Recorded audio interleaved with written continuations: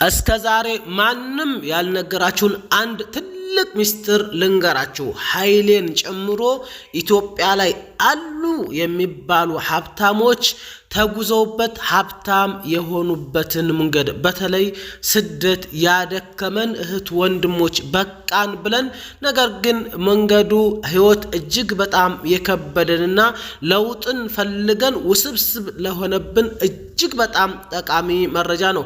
ከዛ ጋራ ዛሬ ስላለው የምንዛሬ ዋጋም የተለያዩ ባንኮችንና እንዲሁም ፎሬክስ የሚባለው የታዋቂ በተለይ የግል ድርጅት ነው፣ በመንግስት ፈቃድ ያለው ነው። ልዩነታቸውን በአጭሩ ምንዛሬ ስንት ነው የሚለውንም አብሬ አካትቼ አሳያችኋለሁ ማለት ነው። የተለያዩ ባንኮችን አመጣላችኋለሁ። ከዛ ፎሬክስ ላይሳ ከነዚህ ባንኮች ልዩነቱ ምን ያህል ነው የሚለውን ራሳችሁ ካወዳድሩታላችሁ። ከዛ በፊት ግን ዋናው አላማዬ አንድ ባንክ የብስራት ወይም የምስራች ይዞልን መጥቷል። በአጭር መንገድ እንዴት ሀብታም እንደምንሆን ብታምኑም ባታምኑም ኃይሌ ገብረስላሴን ነወርቁ አይተኖ እነ ሼህ አለሙዲን አሉ የሚባሉ ኢትዮጵያ ላይም ሆነ ዓለም ላይ ሀብታሞች በዚህ መንገድ አቋርጠው ነው ሀብታም የሆኑበት። ነገር ግን እነሱና እኛን አንድ አስቸጋሪ የነበረ ትልቅ ማነቆ ነበር። ያ ማነቆ ተፈቷል። እሱም ወለድ ነበር። ወለድ ምንም ነገር ሳይነካኩ ከአላህ ጋራ ሳይጣሉ ከአላህ ጋራ ጦርነት ከፍተው አላህን ማሸነፍ እንደማይቻል ይታወቃል። አላህ Subhanahu Wa Ta'ala ወለድን የበላ ከኔጋ ጦር እንደገጠመ ነው ብሏል። አላህ ጋር ደግሞ ጦር የገጠመ እርግጠኛ ነኝ እንደሚሸነፍ ምንም ጥርጥር የለውም። ዛሬ ታዳ ምንም ወለድ ሳይነካኩ ያለ ምንም ማስያዣ እጃቸው ላይ ባለ ስልክ ብቻ እንዴት ሚሊዮን ብሮችን ከባንክ ወስደው መስራት እንደሚችሉ ሂጅራ ባንክ የነ ኡስታዝ አቡበክርና የነ ኡስታዝ አህመድ ዲን ጀበል ባንክ ነው። የነሱ አክሲዮን ነው። እነሱ እላው ላይ ባለ ትልቅ ድርሻና አስተዳደሩም ናቸው ማለት ነው። አንድ ሰበር ዜና የላችሁ መጥቻለሁኝ። ውድ ቤተሰቦች አሰላሙ አለይኩም ወራህመቱላሂ ወበረካቱ። ደስ ስላለኝና ይሄን መረጃ ሳይ እኔም የምፈልገው አይነት ስለነበረ ሰላም ሳላችሁ ወሬ አበዛሁባችሁ ይቅርታ።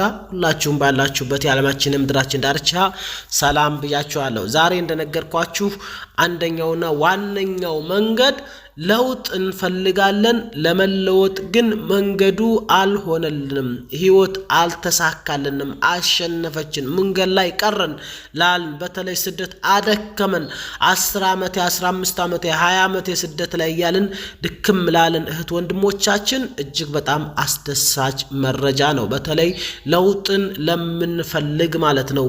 እንዴት ነው በቀላል የሚበደረው? እሱን መንገዱን የማሳያችሁ ይሆናል። እንደሚታወቀው ለምሳሌ እንደው ትልልቅ ሰዎችን ልንገራችሁ። ኃይሌ ገብረስላሴ ምናልባት ሰይፉ ላይ ቀርቦ ኢንተርቪውን አልሰማችሁት እንደው እንጂ በቢሊየን ነው ብድር ያለበት በቢሊየን። እነሱና እኛ ግን ችግሩ እነሱ ወለድን ይበላሉ፣ ለኛ ለሙስሊሞች ግን ወለድ ክልክል ነው፣ እርም ነው። ነብያችን ሰለላሁ ዐለይሂ ወሰለም አላህ ይጠብቀንና ትንሿ ወለድ አርበ ሪባ እናቱ ጋራ ግንኙነት ማድረግ ነው ብሏል። ሱብሃንአላህ አላህ ይጠብቀን።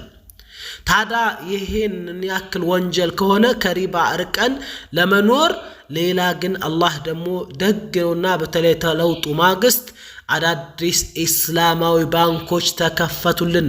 ዘምዘም ባንክ፣ ሂጅራ ባንክ፣ ረሚስ ባንክ፣ ሌላም አንደኛ ባንክ አለ ስሙን ለጊዜው ባላስታውሰውም 4 ኢስላማዊ ብቻ።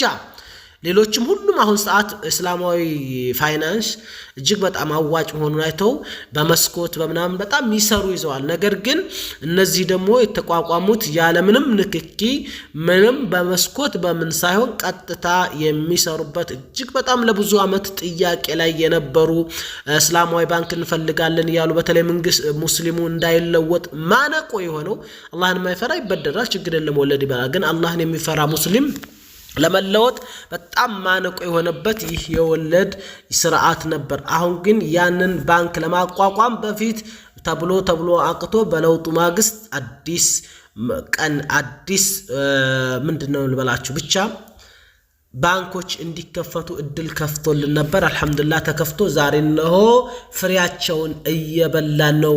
ህዝቡ እየተጠቀመበት ነው። ሀብታም በቀላሉ እየሆነበት ነው ልላችሁ ወዳለሁኝ እና ሂጅራ ባንክ አዲስ የብስራት ዜና ይዞልን መጥቷል።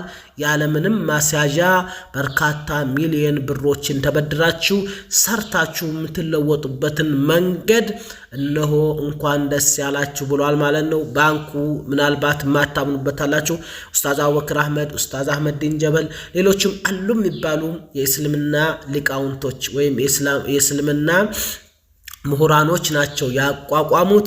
ዘምዘም ባንክም እንደዚሁ ረቢስ ባንክ ሁሉም ባንኮች ብድር ይሰጣሉ። ግን የነዚህ ምንም ንክኪ የለውም፣ አላህ ጋር የሚያጣላ ነገር የለውም። አሁን ግን የምንዛሬዎችን ዋጋ በአጭሩ በተለይ ከንግድ ባንክ ጀምሮ ሌሎች ባንኮች ያላቸውን እስከ ፎሬክስ የግል ነው የቱን ያክል ነው ልዩነታቸው የሚለውን ምንዛሬ ላሳያችሁ ልንገራችሁና ከዛ በኋላ ወደ ባንኩ መረጃ አልፋለሁ። ይሄን ቪዲዮ እርግጠኛ ነኝ ሙሉን ብትሰሙ ትጠቀሙበታላችሁ። ስደት አድክሞናል። 10 ዓመት 15 ዓመት የወለድናቸው ልጆች አላየንም። እናት አባቶቻችን ጋር አልሆንም። የተወለድናቸውን እህት ወንድሞቻችን አልዳርንም። እናት አባቶቻችንን አልቀበርንም። ስደት አድክሞናል፣ አሰልችቶናል። ታዲያ እንደዚህ ያሉ መረጃዎችን አይተን ቢያንስ ተስፋ እንኳን ማድረጉና ፕላኑን እቅዱን ማውጣቱ ለኛ አንድ ትልቅ ነገር ነው። ተዛሬ አጀምሮ ግን ምን ሰራለሁ አይባልም። አይዲያ ብቻ ነው። አይዲያው ካለ ገንዘብ ብቻውን በነገራችን ላይ ገንዘብ ብቻውን ሀብት አይሆንም። እያንዳንዱ ሀብታም ተበድሮ ነው ስራ የጀመረው። ለምሳሌ የዓለማችን ቁጥር 1 ኤለን መስክን ብታው የዛሬን 29-30 ዓመት ከመንግስት ወይም ከባንክ የተበደራት $29,000 ብቻ ነበርችው። ዛሬ ግን ትሪሊየን ሊሆን ምናልባትም ትንጥ ቢሊዮኖች ያንድ ቀን ምናምን ናቸው የቀሩት ማለት ነው። ትሪሊየነር ሊሆን አሁን 8 ምናምን ቢሊዮን ዶላር ሆኖ የዓለማችን ቀዳሚ ባለሀብት ሆኗል ማለት ነው። የዛን ጊዜ ግን በብድር ብር ነው የጀመረው። አብሽሩ፣ አትፍሩ፣ አልሰራንም ብር የለንም ብላችሁ አትጨነቁ። አሁን የምንዛሬውን ዋጋ ላሳያችሁና ያው አንዳንድ ጥሩ ነገር ስታወሩ ይረዝማል። ከዛ በኋላ ወደ ዋናው ጉዳይ አልፋለሁኝ። ይሄን ቪዲዮ ሼር ላይክ አድርጉት። እንዳንቺ የደከማት እህቴ ትስማው። ተስፋ ነው። አይምሮዋ ተጨናነቃለች። ለምሳሌ ትላንትና እንደው ወሬ ላይ ወሬ ያመጣዋል። እንደው ረዘም አትበሉ፣ ግድላችሁ የሚጠቅም ወሬ ነው። ትላንትና አሁን እንደ ሌላ ኑር ሰቦ እስር ቤት ያለች አንዲት እህት አለች። ወደ ሀገሯ አልተገባ 10 ቀን እንደቀራት የአይምሮ ጭንቀት ይዟት ስደት አድክሟት ምናልባትም ወደ ሀገሯ ልገባ ስታስበው እጇ ላይ ያለ ብር ሊሆን ይችላል። ብቻ ምን እንደሆነ አናቅም። 2 ልጆችን ታሳድግ ነበር። የ14 ዓመትና እንደዚህ የ9 ዓመትና 10 ዓመት ልጅ በስኪን ወቅታቸው በተለይ ወዳውኑ ሴቷ ሞተች፣ ወንዱ ደግሞ ሕክምና ገብቶ ነበር። አሁን ያቺ ላይ በመንግስት ቁጥጥር ስር ውላለች። በ2018 በፈረንጆቹ ነው። አሁን ልትገደል ጫፍ ላይ ደርሳለች። ልክ እንደ ሌላ ኑር ሰቦ ማለት ነው። የሌላ ኑር ሰቦን ብዙ ሰው ተረባረበ። እንግዲህ አላህ ነጃ ያውጣትና ምናልባትም በልትወጣ ትችላለች። ብሩ ተከፍሏል። የነዚች ደግሞ ጭራሹን ገና ትላንትና ነው ወደ ሚዲያም የመጣችው ማለት ነው። አልመጣችም፣ እስር ቤት ናት። ልትታረድ ቀኗ ደርሷል። ምናልባት እነዛ ልጆች በስኪን የወጋቻቸው አይምሮ ቀውስ ይዟት ነው ወይም ደግሞ የአይምሮ ጭንቀት ይዟት ነው ወደ ሀገር ትገባለች ሲባልና ይሄ ቪዲዮ ለብዙዎች ስለምጠቅም ሼር እንድታደርጉት ልላችሁ ወዳለሁ። እንዲሁም ሰብስክራይብ፣ በተለይ ደግሞ አዲስ የገበያ ሚዲያ የዛሬ ዋጋ የሚል ቱዴይስ ፕራይስ የሚል አዲስ ቻናል ከፍቻለሁኝ። ኮሚኒቲ ላይ ያስቀምጫለሁ። ገብታችሁ እሱንም ሰብስክራይብ እንድታደርጉልኝ። ላይቭ ላይ ቀጥታ ገበያ ለገበያ ይዞክ የማሳይበት ገበያ ቻናል ነው። ይደግና ለላይቭ መግቢያ ሰብስክራይቡ ይድረስና ማለት ነው። ይሄን ካልኳችሁ የባንኮች ምንዛሬ በወፍ በረር ቶሎ አሳይቻችሁ ከዛ በኋላ ግን ወደ ዋናው ጉዳይ መለወጥ ለሚፈልግ እህት ወንድሞቻችን ሙሉውን እንዴት ከሂጅራ ባንክ ያለ ምንም ማስያዣ ትበደራላችሁ የሚለውን ምስጢር አድርጌ እነግራችኋለሁ። ምስጢር ነው፣ ለማንም እንዳታወሩት እንጂ ማለት ነው። እሺ ሰምታችኋል። ሰምታችሁ ዝም በሉ፣ አታውሩ። ሸር አድርጉት ግን እንዲሰሙት ሌሎችም ማለት ነው። ወዳይ ጥላቶቻችን መለወጥ የሚፈልጉ ነገ እንደና ኃይሌ ነገ እንደና አለሙዲን ዓለምን ላይ ሀብታም ሆነን ሰዎችን መርዳት እንፈልጋለን። እንግዲህ ይሄን መንገድ ካወቅን ምን እንደሚያስፈልግ አሁኑኑ ፕሮሰሱን እንድንጀምር ይሄን ቪዲዮ እንስማውላችሁ ወዳለሁ። መልካም ቆይታ። አሁን የምንዛሬዎችን ዋጋ በወፍ በረር ላሳያችሁና ወደ ዋናው ጉዳይ አልፋለሁ። አብራችሁን ቆዩ። ውድ ቤተሰቦች እንዳልኳችሁ ተመልሻለሁ። እንግዲህ ከአንጋፋው የኢትዮጵያ ንግድ ባንክ ነው የምጀምርላችሁ ማለት ነው። ቀጥታ ወደ ጉዳዩ እንለፍ። አንድ የአሜሪካን ዶላር በ153 ብር ከ0147 ሳንቲም ተገዝቶ በ156 ብር እነሱ ደግሞ ይሸጡታል ማለት ነው። ያንን ያው መሸጥ ማለት ምናልባት ላታውቁት ይችላልላችሁ ለመለወጥ ማለት ነው። ለምሳሌ እዚህ አንተ ይሄንን እነሱ ከውጭ ለሚመጣ ሰው ወይም ደግሞ ለሚልክ ሰው በ153 ብር ይገዙና እነሱ ደግሞ ብር ይሰጣሉ፣ ይሄን ዶላሩን ይቀበላሉ ማለት ነው። እነሱ ደግሞ ባለሀብት ወደ ውጭ እህድ የሚፈልግ ወይም ደግሞ ባንኮች ምናምኖች አሉ አይደለ ወይ ባለሀብቶች ተውጭ ቃም ለሚያስመጡ ሰው ደግሞ ስንት ይሸጡታል ማለት ነው?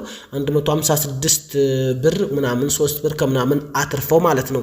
እንደዚሁም አንድ ፓውንድ 200 ዶላር ነው የሚሸጡት 204 ነው ሳንቲሞች አሉ ታዩዋቸዋል። ዩሮ 276 ነው የሚሸጡት 180 ነው 4 ምናምን ሳንቲሞችም አሉ። የስዊዘርላንድ ፍራንክ ማለት ነው የስዊስ ፍራንክ የስዊዘርላንድ ፍራንክ ማለት ነው ማነው ስሙ እሱ 190 ነው። ዋናው ጉዳይ ግን ሪያል 40 ነው። በሐዋላ 45 አካባቢ ነው። ሪያል 40 ነው የሚሸጡት 41 ነው። ሪያል ለሚፈልግ ሰው 41 1 ብር ከምናምን ሳንቲም አትርፈው ነው። ያው ሳንቲሞች አሉ ከነጥብ በኋላ ያሉት ሳንቲሞች ናቸው። ድርሃም የዱባይ ድርሃም 41 ነው። እሱና ሪያል እና እሱ ተቀራራቢ ናቸው። እንደውም ሪያል ትንሽ በለጥ ብሏል በሳንቲሞች ማለት ነው። የሚሸጡት 42 ነው። እንደዛ ነው ላችኋለሁ። የቻይና 21 ነው። ቻይና ብር ማለት ነው። የኩዌት 489 ብር ነው። የኩዌት የሚሸጡት 499 ብር ነው። 10 ወደ ብዙ ብር አትርፈው ነው ማለት ነው የሚሸጡት ኩዌቶች። እና ይሄ ነው። አሁን ደግሞ ወደ ሌላ ባንክ እንለፍ። በድጋሜ አሁንም መልካም ቆይታ። ራሳችሁ ማየት ትችላላችሁ። እንደ መንደርደሪያ ነው ይሄ ባይንግ የሚለው እነሱ ይገዛሉ ይሸጣሉ ማለት ነው። የሚሸጠው ከኢትዮጵያ ወደዛ ዶላር ወስደው ለሚሄዱት ነው። የሚገዛው ደግሞ ከውጭ መጥተው ዶላርን ሰጥተው ብር ለሚቀበሉት ነው። ገብቷችሁ አይደለ? አሁን ደግሞ ሌላው ባንኮችን ይሄ ደግሞ ሁለተኛው አንጋፋ ነው። እንግዲህ እንደምታዩት በጣም ብዙ ልዩነት አለ። ለምሳሌ አንድ የአረብ ኤሚሬትስ ያ42 አካባቢ ነበር፣ 41 አካባቢ ነበር፣ 44 ነው። ሪያል 43 ነው። ሌሎችም ብሮች እንደምታዩት ነው ማለት ነው። ይሄ ደግሞ ሁለተኛው የኢትዮጵያ አንጋፋ ባንክ ነው፣ አዋሽ ባንክ ማለት ነው። በጣም ልዩነት አለ። ለምሳሌ ሳውዲ ሪያል እዛ ላይ 41 ከምናምን ሳንቲም ነው፣ እዛ 43 ነው። የቻይና ብር እዛ ጋራ ማን ነው ይሄ የስዊች ፍራንክ ነው። የዩሮ ዶላርም ሁሉም ልዩነት አለ የተወሰነ ማለት ነው። እና ይሄን ይመስላል። ይሄንንም አውት እናንተ እዚህ ጋር መሸጥና መግዛት ስለሚል ሁሉንም ከማነበው እንዳይረዝም ቪዲዮ አይታይት አድርጉት። ልዩነቱን ራሳችሁ ቪዲዮ መለስ ያረጋችሁ ብታውት ደስ ይለኛል። ምክንያቱም እንዳይቆም ቪዲዮ እንዳይረዝም። ቀጣይ ባንክ ደግሞ አሁን እናሳያችሁ። በነገራችን ላይ ባንኮች በርካታ ናቸው። ሁሉንም ጨርስ አይመስለኝም በጣም ብዙ ስለሆነ ማለት ነው። ይሄ ደግሞ አንጋፋው ሶስተኛው አቢሲኒያ ባንክ ነው። ይሄም ምንዛሬውን በእውት እናንተ ራሱ ማለት ነው በጣም ልዩነት አለው። ግን ከአዋሽ ባንክ ጋር የሚቀራረብ ነው ማለት ነው። በርካታ ባንኮች አሉ።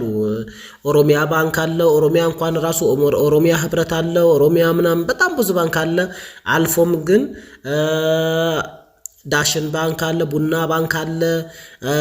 ብዙ በጣም ብዙ ባንክ ነው ያለው ማለት ነው። አባይ ባንክ አለ። አረ በጣም በርካታ ባንክ ነው። ይሄን ያህል ስለ ባንኮቹ ካልኳችሁ አማራ ባንክ አለ፣ በቅርብ ተቋቁሞ እጅግ በጣም ውጤታማ የሆነ ሌሎችም በጣም በርካታ ባንኮች አሉ። እስላማዊ ባንኮች ውጭ ማለት ነው። ህብረት ባንክ አለ፣ ምናምን ባንክ አለ፣ ምናምን ባንክ በጣም በርካታ ባንክ ነው። አሁን ወደ ዋናው ጉዳይ አልፋለሁ። ዘምዘም ባንክም አለ። ዘምዘም ባንክንም በነገራችን ላይ አካውንት ክፈቱ። አካውንት ክፈቱ። ለመበደር መጀመሪያ ብር የተወሰነ መቆጠብና ደንበኛ መሆን አለባችሁ ማለት ነው። ደንበኛ ካልሆናችሁ ዛሬውን ሆዳችሁ አያበድሯችሁም። አካውንት ክፈቱ። ዝም ብሎ የሚቀመጥ ብር ካላችሁ የተወሰነ ብር ለምን 10 ሺህ ብር አትሆኑም? እዛች ባንክ ላይ አካውንት አስቀምጡ ልላችሁ ወዳለሁ።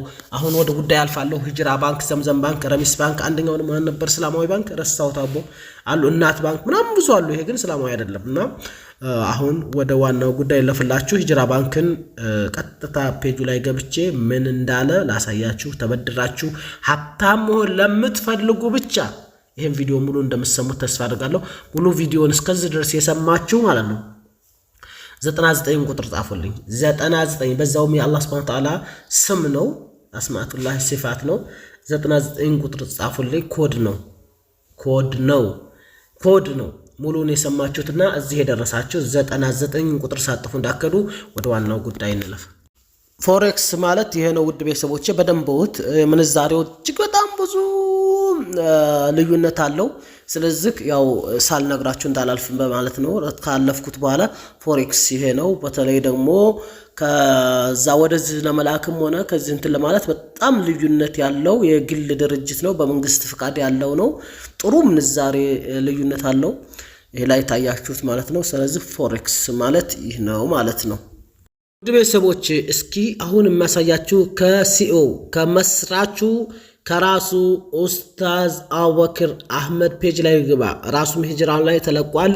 አህመድ ዲን ጀበልም ሁሉም በተለይ የባንኩ የአክሲዮን ባለቤቶች ለቀውታል። ኡስታዝ አቡበክር አህመድም በጣም የምናምነውና የምናከብረው ምርጥ ወንድማችን ኡስታዛችን አሚራችን ስለሆነ ከሱ ራሱ ላይ ላሳያችሁ። እርግጥ ነው ሁሉም ራሱ ባንኩም ፔጁ ላይ ለቆታ ሁሉም ማለት ነው። እነዚህ ደግሞ ያው ባለቤት ናቸው ማለት ነው። ሂጅራ ባንክ በኢትዮጵያ የመጀመሪያ በሆነው ሃላል ፔይ የዲጂታል ዋሌትና ፋይናንሲንግ መተግበሪያ ያለ ማስያዣ ያቀረበው ሙራባሃ ፋይናንሲንግ 1 ቢሊዮን ብር ተሻገረ ይላል። ምናልባት ለማትገቡ ሙራባሃ የሚባለው ለማይገባችሁ የኢስላማዊ አሰራር ነው። ያንን እናንተ እንደምታውቁታል። ሀሩን ሚዲያ መለቆታል። ዝም ብሎ ፌስቡክ ላይ ነው። እናንተ ብዙዎቹ አንብበው አይረዱትም ማለት ነው። ታዲያ ጉዳዩ ምንድነው? በኢትዮጵያ ከወለድ ነፃ የባንክ አገልግሎት ውስጥ አዲስ አሰራሮችን በማስተዋወቅ የሚታወቀው ሂጅራ ባንክ በሀገሪቱ የዲጂታል ፋይናንስ ታሪክ ውስጥ ትልቅ ስፍራ የሚሰጠው ስኬት ዛሬ አስመዝግቧል። ዲጂታል ማለት በእጃችሁ ስልክ ነው። ዛሬ ሰዓት እንደነገርኳችሁ እጃችን ላይ ያለው ስልክ ሆኗል። ባንክ ቤት ብር ተሸክሞ ምናምን ያ መሄድ ቀርቷል። በስልክ ብቻ ነው። እንደውም ከእንግዲህ ወዲያ ምናልባትም ብር ራሱ በእጅ የሚሰጥ ሊጠፋም ይችላል ማለት ነው። አሁንም የባጃጅ ምናምን ካልሆነ ትልልቅ ብር በተለይ በእጅ አትይዝም። ባንኩ ከ1 ዓመት በፊት በይፋ ወደ ስራ ያስገባውና በኢትዮጵያን የመጀመሪያው ሸሪዓ መርህን የተከተለ የዲጂታል ዋሌትና የኢሙራባሃ ፋይናንሲንግ አገልግሎት መተግበሪያ የሆነው ሃላል ፔይ ወይም ሃላል ፔይ በአጭር ጊዜ ውስጥ ለደንበኞቹ ያለ ማስያዣ ያቀረበው ፋይናንስ መጠን 1 ቢሊዮን ብር መሻገሩን በታላቅ ኩራት ገልጿል ይላል ማለት ነው። ይሄ ነው ዋናው ጉዳይ። ዛሬ ማንም ያልነገራችሁ ልንገራችሁ ያልኩባችሁ ትልቁ ሚስጥር ይሄ ነው። ትልቁ ሚስጥር ይሄ ነው። ሰምታችኋል አይደል? ያለ ምንም ማስያዣ አሁን በፊት ሐታ በወለድ እንኳን ልበደር ብትር ቤት አስይዘህ መኪና ሊብሬ አስይዘህ ምናምን በጣም አስቸጋሪ የነበረ ጉዳይ ነው። አሁን ግን ያለምንም ማስያዣ ብር በእጅህ ላይ ባለ ስልክ ብቻ ትበድራለህ። እንዴት ነው የሚለውን ሂደቱን ስትጀምሩ ታውቁታላችሁ። መጀመሪያ ግን የባንኩ አባል መሆን አለባችሁ። ባንኩ ላይ አካውንት መክፈት መቻል አለባችሁ ማለት ነው። ሂጅራ ባንክም ዘምዘም ባንክም ሁሉንም እስላማዊ ባንኮች ብትከፍቱ በጣም ጥሩ ነውላችሁ እወዳለሁ ማለት ነው። ወይም ደግሞ እዛም ሳውዲ ከሆናችሁ በቤተሰቦቻችሁ ባንኩን ብታስከፍቱ ነገ ተነጎዳ ትጠቀሙበታላችሁ።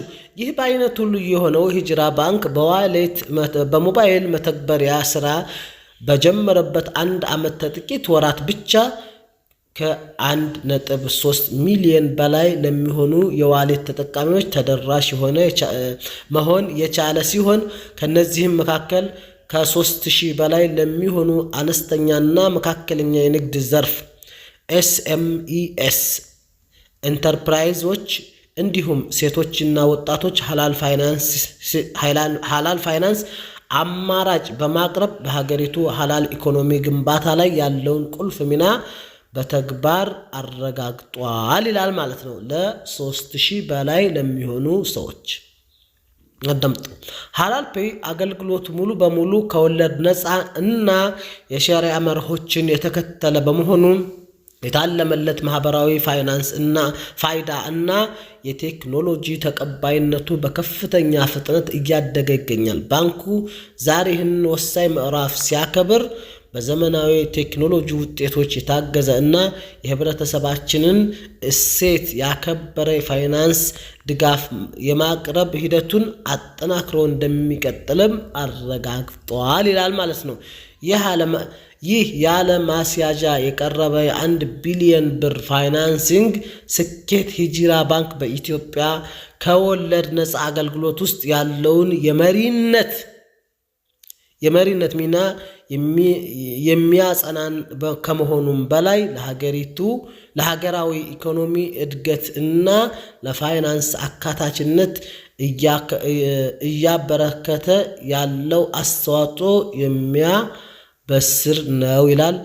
በሐላል ፔይ ፋይናንስ እስከ 1 ሚሊዮን ብር ከወለድ ሳይነካኩ የሰው ፊት ሳያዩ ማስያዣ ሳይጠየቁ በትንሹ 1 ሚሊዮን ብር መበደር ትችላላችሁ። ሂጅራ ባንክ ጉዞ ወደ ብሩህ ተስፋ ይላል ማለት ነው። ስለዚህ ይህን የሂጅራን ባንክ እድል ተጠቅሞ ራሱን በነገራችን ላይ ህይወት እድል ናት ይባላል። ለውጥ ልፋት ድካም ብቻ የሚመስለን አለን። ለውጥ በመልፋት በመድከም ብቻ አይደለም። በአሁኑ ሰዓት ሲስተም መጠቀም ነው። ሰውየው 1 ሰከንድ በማትሞላ ፊርማ ብቻ ጣቱ ላይ አስቀምጦ በቢሊየን ዶላር ገቢ ያገኛል። ምናልባት ፊርማ ብቻ ነው እዛች የሆነ እንትን ላይ ፍርሚያ ምናልባት ወይ 1 ሰከንድ ወይ 2 ሰከንድ የሚወስድበት ፊርማ ማለት ነው። ሌላው ደግሞ አመቱ ሙሉ ብርድ፣ ፀሐይ፣ ጨረቃ ምናምን ዝናብ እንትን ንፋስ ሳይለው ለፍቶ ምናልባትም 10 ብር እንኳን ኪሱ ላይ ተቀማጭ የማያገኝ ራሱ ሆዱንም የማያሸንፍ በርካታ ሰው አለውና እርግጥ አላህ Subhanahu Wa Ta'ala የወሰነውና የአላህ ቀደርም መሻትን ቢሆን ኖሮ እንዳለ ሆኖ ኖሮ ነገር ግን ነብያችን ሰለላሁ ዐለይሂ ወሰለም እንድንላው ሰበቡ እንድናደርስ ነግረውናል። እስላም ደስ የሚለው ነገር ዑመር ብን ኸጣብ ረዲየላሁ ዐንሁ ሱፋዎች መስጂድ ውስጥ ቁጭ ብለው እኛ የአላህ ሰዎች ነን የሚሉ ሰዎችን ራሳቸውን እያሉ ነው በእንትን ያባረሯቸው ማለት ነው። በበዘንግ ሂዱ ስሩ ተለወጡ ብለውና ስለዚህ መስራት መለወጥ ግድ ነው። ነገር ግን ልፋት ብቻም አይደለም ስራ የሚባለው የጣቱን ብቻ ፍርሚያውን ብቻ እንደዚህ በስክሪፕቶ 2 ሰከንድ 3 ሰከንድ ባልወለችው ሰከንድ ውስጥ ፈርሞ በቢሊየን ዓለምን መቀየር፣ ዓለምን ማናጋት፣ ዓለምን መለወጥ የሚችል አለ። አመቱን ሙሉ ደግሞ ጧትም ማታም ሌሊት ሳይቀር እየሰራ ለልጆቹ ጊዜ እንኳን ሳያገኝ ቀርቶ ራሱን ማሸነፍ ሆዱ ቀርቶ ምንም በቃ ዝግባ ማይባል የሚያገኝ በርካታ ሰው አለና እንዲህ ያሉ ዘዴዎችን እድሎችን መጠቀም ነው ልላችሁ ወዳለሁኝ። ቪዲዮ ቢረዝምም ጠቃሚ ስለሆነ እንኳን ይሄንና ብሎ ለገብር ይሰማል። ሰላም አለይኩም ወራህመቱላሂ ወበረካቱ። ቪዲዮውን ከወደዳችሁት ሼር አድርጉት፣ ላይክ አድርጉት። እሺ አባይቦች ሼር ላይክ አድርጉት። እሺ ይሄን እድል ተጠቅሙ። ዘምዘም ባንክም ረሚስ ባንክም ሌሎችም ባንኮችም ይሄን እድል ይዘው መጥተዋል። ግን ሂጅራ ቀዳሚ ሆኖ ተገኝቷል ማለት ነው።